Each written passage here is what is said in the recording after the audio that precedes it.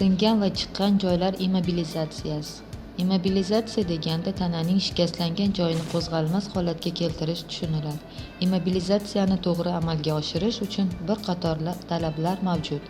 Birinchi, shina ikkita, ayrim hollarda esa uchta yondosh bo'g'inlarni qamrab olishi lozim. Ikkinchi, oyoq va qo'llar fiziologik holatda bo'lishlari kerak bo'ladi.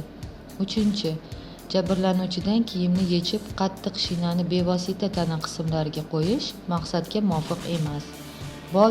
Boldir tovon suyaklarini birlashtiruvchi bo'g'in va tovon shikastlanishini narvonsimon shinalar bilan immobilizatsiya qilish lozim. Boldir, tovon va tizza bo'g'inlari qo'zg'almas holatga keltiriladi. Shina sonining yuqori uchidan bir qismigacha davom etishi lozim.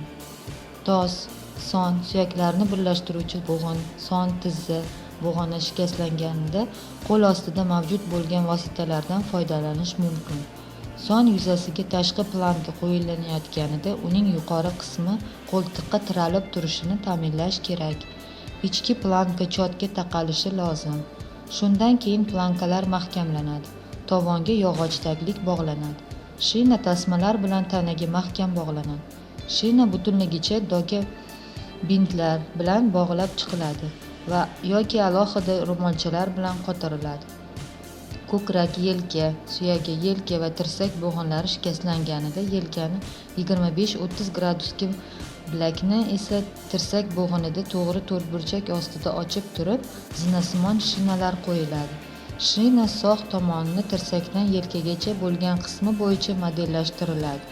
Shina yelka va tirsakgacha bo'lgan qismini orqa yuzasidan barmoq suyaklarining bo'g'inlari boshlanganigacha davom etadi. Qo'l ostidagi vositalardan foydalanish mumkin bo'ladi.